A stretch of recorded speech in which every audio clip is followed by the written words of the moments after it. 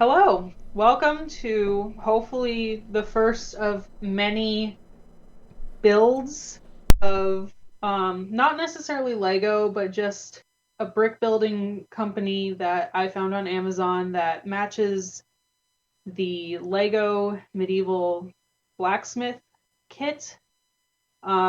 And I just am going to be putting this together while answering a couple questions about in-person and online D&D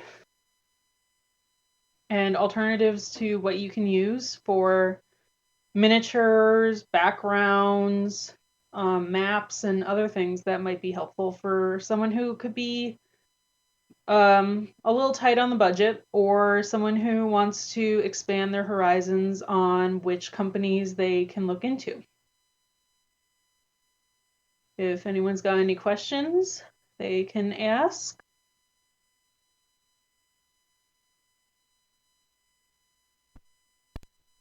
So, do you prefer in-person or online D&D sessions? I personally prefer in person, although I know online is significantly more, um, I would say more appealing to certain audiences, whether it's due to time restraints or travel issues, or if it's like the LLC channel, there are plenty of players in many different time zones where getting together to do an in-person game can be a little impractical. However, I feel like the role-playing aspect of D&D is much easier um, to put it lightly, get into character when you are in person versus being behind a screen. However, with the pandemic happening, it's been very difficult to schedule in-person games, but I believe that online has just as many benefits as being in person.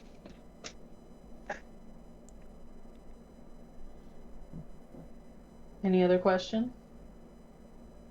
Oh, so I think the big question, seeing as we're talking about D&D and Lego, is what is the translation of meters to little Lego pegs? Or is a 2x2 1 meter? Or Um, that's a good question. I don't know off the top of my head.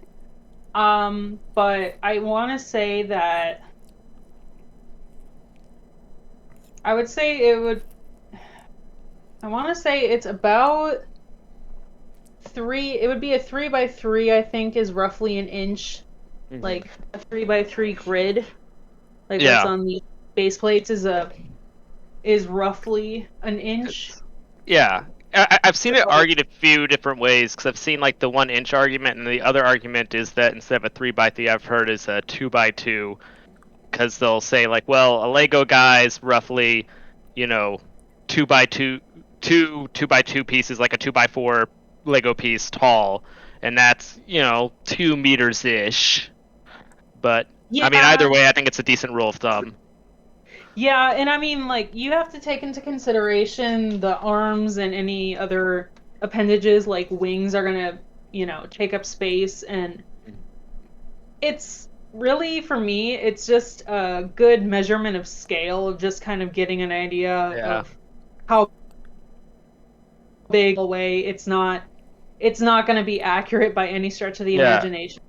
So you're more It's of a fan class. of theater of the mind with Lego to clarify position versus like Agreed. actual. Yeah, okay. Agreed. Yeah, Yeah. definitely. I mean, I like I think it's and I wouldn't even use the only time I would ever maybe use Lego is if you're making a dungeon and you need these little brick pieces for making like a dungeon crawl that you would later put pieces of paper over to cover up anything that you don't want the players to see. But other than that, I would honestly just make like landmark pieces to use as kind of a backdrop for your characters in the theater of the mind. style. So you're not really using them as like the battle map, more as No. a set piece. Yeah, just kind of a set piece, kind of a background focal point, just to kind of emphasize where your players are, where they, you know, like what location you're at, and just getting the general broad sense of location rather than actually using Legos. Not that you couldn't, you definitely could. It's just, it seems like kind of a really impractical way of doing things, just with how much Legos you would have to have Mm-hmm. in order to get certain areas, which is why I like the idea. I was in a one shot a while back where Legos were used as the minifigures, but we were still using a whiteboard to draw out maps and just kind of use them as minifigures instead of going through and building a whole thing. Not that you couldn't. It's Oh just yeah. insanely labor intensive in my Oh. opinion. Oh yeah. That's one thing I'm a big fan of is if you're gonna do not theater of the mind is having like in person doing having like a whiteboard with like you can buy ones with like printed grids or hexes on them. Yeah, those are really helpful because when I was playing in a in-person game in one of Ryan's campaigns, Mm-hmm. that came in handy so often. And I know that there are places that you can print off maps, like Office Depot, you can print off maps. I think it's the blueprint size works really well, but not everyone can afford to just print off a crap ton of maps. Yeah. There's But it, I can't remember what it is. There's one company that makes like those and then like really it in it like it's kind of a neat idea, but this particular product they had was less practical. They also had roll up ones which I preferred, but they had like one that was like a folding one and it was also interesting. dual purpose hex and grid, but like it had so much going on and because of how it folded up, it was like kind of hard to get it 100% to lay flat unless you had figures all over the place. Um, Yeah. but one thing I have found from playing around with that a lot is that personally, I really prefer using wet erase instead of You dry prefer erase using what? markers. Wet erase markers instead of dry erase markers for like Okay. whiteboard maps. Just because I don't have to worry about smudging everything whenever I'm moving the minifigures around, and then you just give it a couple of spritz of like rubbing alcohol or water and wipe it up with a rag and it's gone. But Okay. I know I didn't even I guess I guess my very tired work brain is I didn't even think that there was wet erase see, markers, but I guess that's a thing. I didn't know it was a thing. The reason is because back when I lived in Austin, there is a very fancy nerd shop called the Dragon's Lair, where they had such fancy markers along with the like folding hex grid map that I had bought with that. That sounds like a very fun road trip that I would love to take. If you're ever in Austin, it is the best board game. Oh man, they got like when you go down there, they got like the back folding tables for all the card games. They have like 6 of those like 4x8 tables for playing like war games or like that uh Star Wars X-Wing game, and then they have all the board games you could possibly want. Just they got like rows and rows of them, tons of comics too. Also, they're like one of the like few game and comic shops I've been to where they have like a really deep shelf of like indie tabletop RPGs, in addition to of course all of your obligatory D&D books and whatnot in your Pathfinder. Yeah, there's something very similar to that up in Saint up in, by where me and Ryan are located called the Source. If anyone's in the St. Paul area, it's it sounds exactly like what you're talking about, just very far north in the cold. um, yeah, I would say those are probably some of my favorite places to support, and I love the variety of figures that they have for D&D.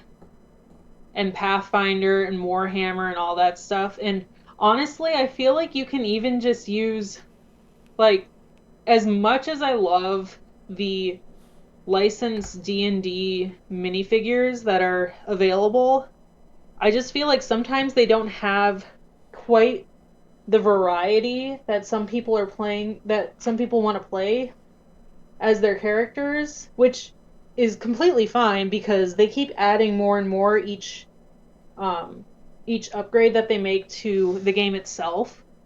But I think, like, using Warhammer minis or Pathfinder minis, Legos, I know that they have some there's some websites that you can use that you can make custom minis out of, like Hero Forge. I think one's called Eldritch Foundry or something, and there's one called Anvil. But I would highly recommend Hero Forge, mostly because they come with the best price that I can find. Free advertisement for Hero Forge, you're welcome. But for real, it looks like it's got really good quality, and they're actually doing a beta for little acrylic standees, which is another type of mini. There are just so many kinds that you can do. And there's even some kinds that you don't necessarily have to have strictly for D&D, like I have these little dowel people that I got from the craft store, and I just painted them a bunch of different colors, and I put magnets on the bottom in case you did use them on whiteboard or anything metallic or magnetic. And these things work awesome, especially if you have people who aren't really sure how long their character is going to last. If they have a character of questionable morality, or if you have some kind of niche characters that would be hard to find minis for in time for your campaign. And those are actually a really good choice for someone who needs to keep a budget, because the dowels come in packs of 10, or the dowel people come in packs of 10.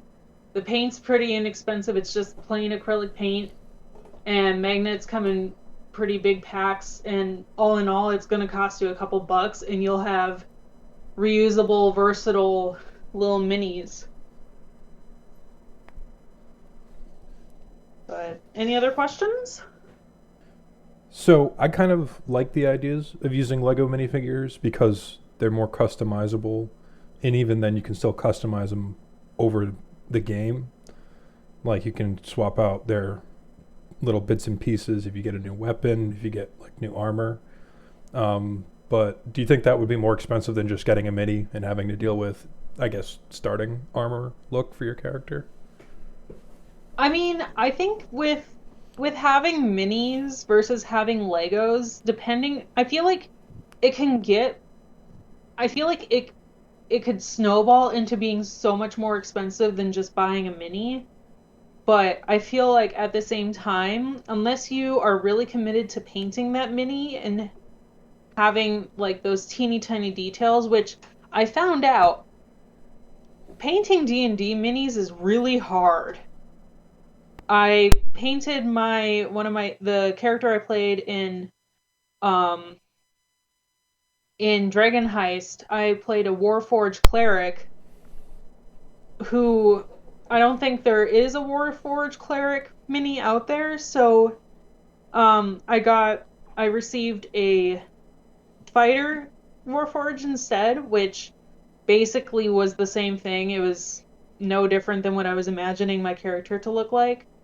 But I feel like unless you are okay with having a plain mini, it might be worth the investment to spend a little bit more money on a custom Lego. But again, that can snowball so fast into being so expensive.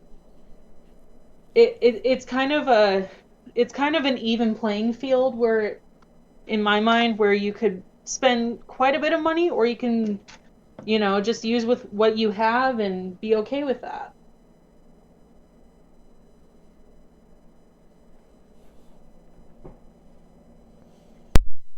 Any other questions?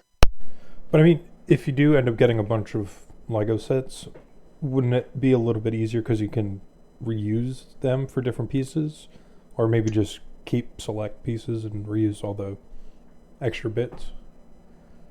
I would say definitely. Are you talking about for like the miniature figures, or are you talking for like entire sets? Well, minifigures, but you usually get them with the entire set, so you don't just have to Yeah. use the mini. Yes.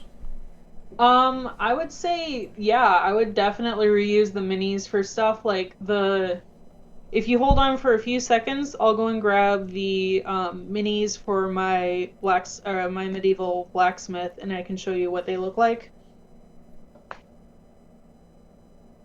Of course, my foot has fallen asleep.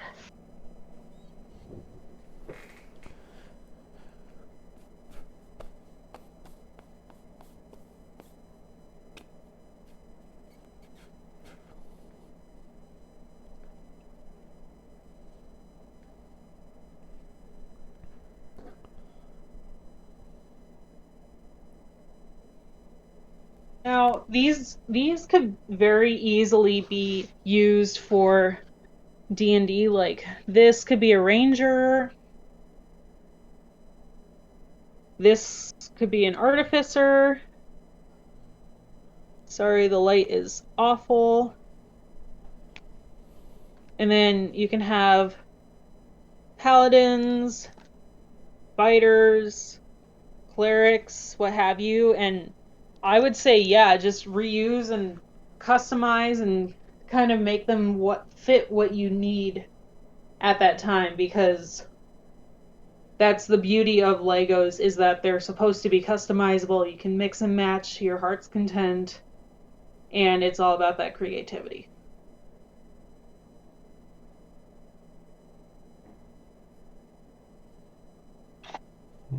Until you can't find that one piece. Yeah, they get small and tend to disappear, which Yeah, and is always fun. of course, like the models, it seems like the models get so much more detailed, but then you run the issue of, okay, this one part is missing, and it's crucial to the construction of the rest of the kit.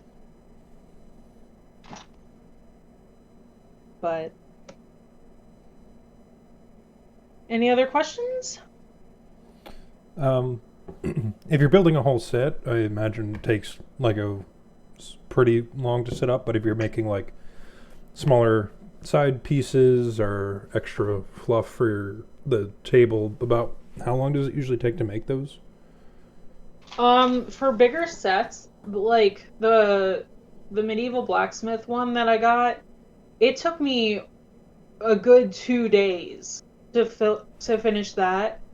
But I feel like with smaller sets, you could probably get it done within a couple hours. It just might take a bit longer the first time around, just to kind of get the idea of how you need to build things. Because if you're going to repeat it later on in the same campaign or in a different one, it's much easier to go forward with a better understanding of how to construct something that, maybe took you an hour the first time, but it can take you 20 minutes the second time, just based off of a better um, a better understanding of design and Just how yeah, and just repetition from doing it previously, and yeah. so And I'm a stickler for following directions the first time, because no matter how good a creator you might think you are, there's always going to be some weird way that something gets put together and you're just sitting there puzzled, like, why is this not working the way I want it to? Oh yeah, I've dealt with that too many times in my childhood with the Lego sets. I don't need the And book. I can just do it from the way it looks on the box. I mean, I feel like I could do that with smaller sets, but with bigger sets like this, it's much harder to have that level of confidence, Yeah, at least in my mind. but so how would you be able to keep track of either your abilities or status effects if you are using a Lego Mini, or if you're using a custom Mini that's not like a printed out at Hero Forge or wherever you get one? I would say there are some specialty condition plastic rings that you can use that are both color coded and have the condition that your character has that you can place over the minifigure. That would work well. Otherwise, you could probably even just take your character and not throw things across the room and just start stacking different bricks underneath them. It's not the most realistic thing in the world, but it's one way you can use Legos and have a color coordinated system for what conditions they have. And I mean, eventually you might have a Lego that's like, twice as tall as it originally started as, but you know what, if it's been poisoned, if it has fire damage, if it's been confused or charmed, just based off of the bricks underneath it. I feel like that might be the easiest way to go. Yeah, and I suppose height usually doesn't matter too much unless you have a flying character, but those are pretty Yeah, rare. Yeah. And I I feel mean, like most GMs have some discretion against flying characters for oddly specific reasons. it's not like you're going to be breaking out the tape measure and doing a Warhammer measure out for distance necessarily. No, no, thank God that's not a thing most times. And I say most times because you never know.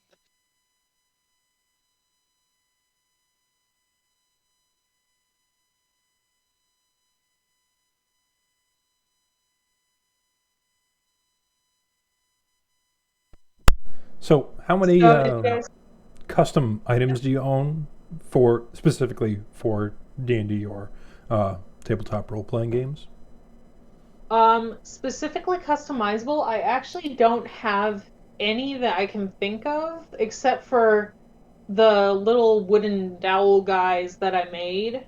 Um, Mostly because the games that I've played have been the majority of them have been online versus in person. And the few times I've played in person, we've actually used the we've actually just used these as character place-ins because the campaigns that I was a part of were, I wouldn't say they were thought of last minute, but I became part of them so late into the character building that getting a custom character mini designed would have been very impossible or impractical because it probably wouldn't have shown up on time or it would have been very late. So, unfortunately, I don't have any custom minis, although I certainly have been dream creating them online. Just, wishful thinking that one day I'll actually be able to get some off of those custom mini websites, but that will be another day. Not today.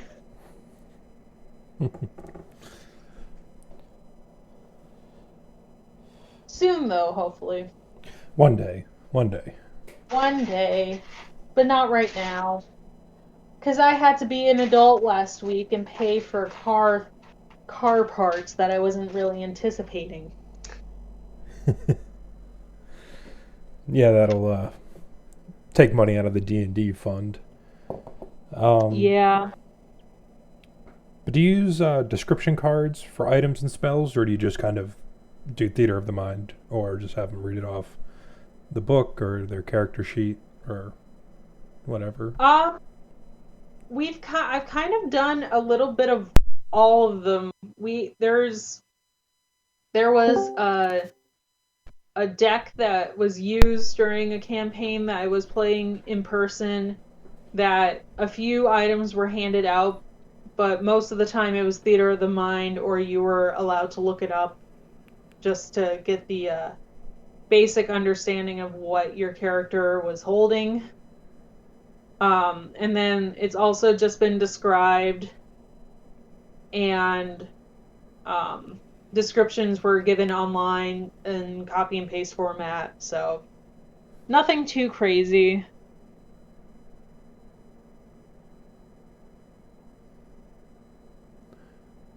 Well, welcome, Jesse. Hello.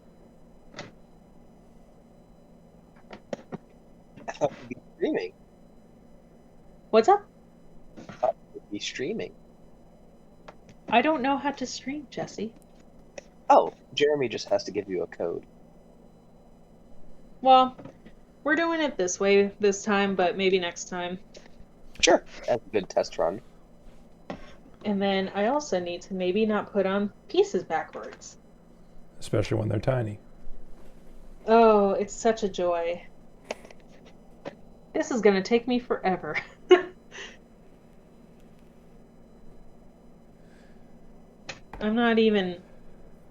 I'm only through step number 6 right now, but I feel like being a tad distracted talking isn't helping. I think it is helping because it would add time to the stream. I guess, but judging by the fact that I've got all of this, plus that, to make that look like a windmill, is going to take some time.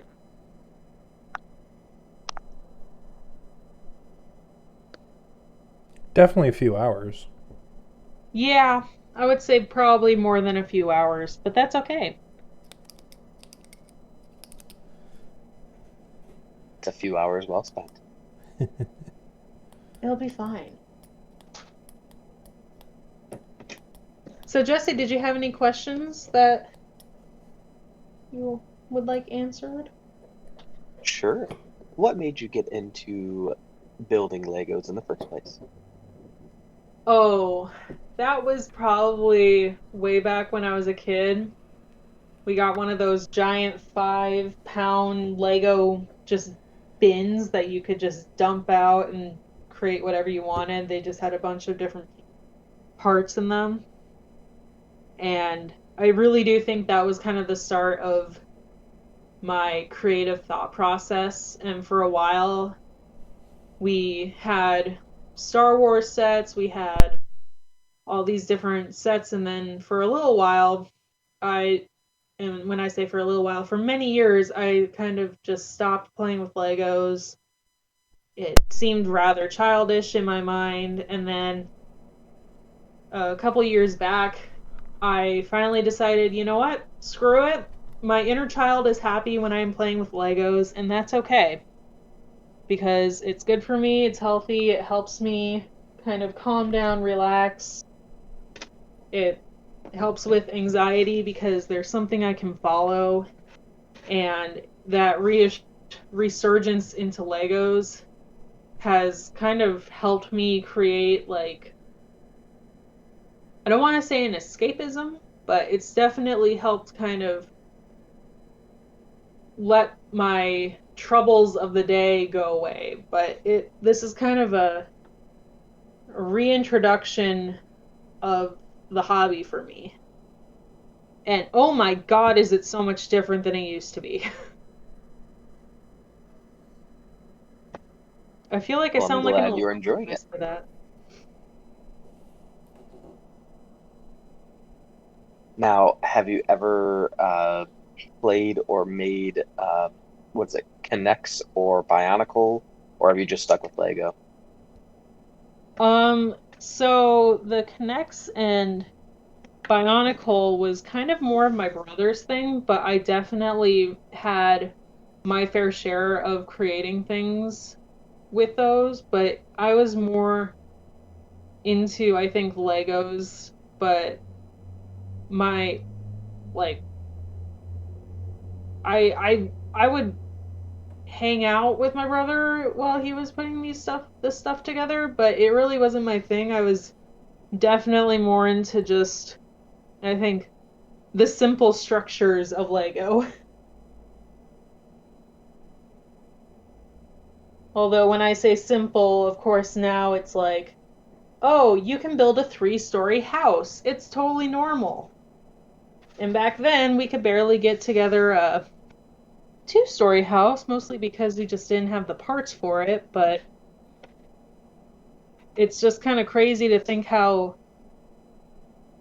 different Lego has become in the years, but also how much, like, I feel like Legos has matured just as much as I have, where the design has become more complex, the way that things are built to different physics and architectural methods and designs, it's kind of built as one and the same.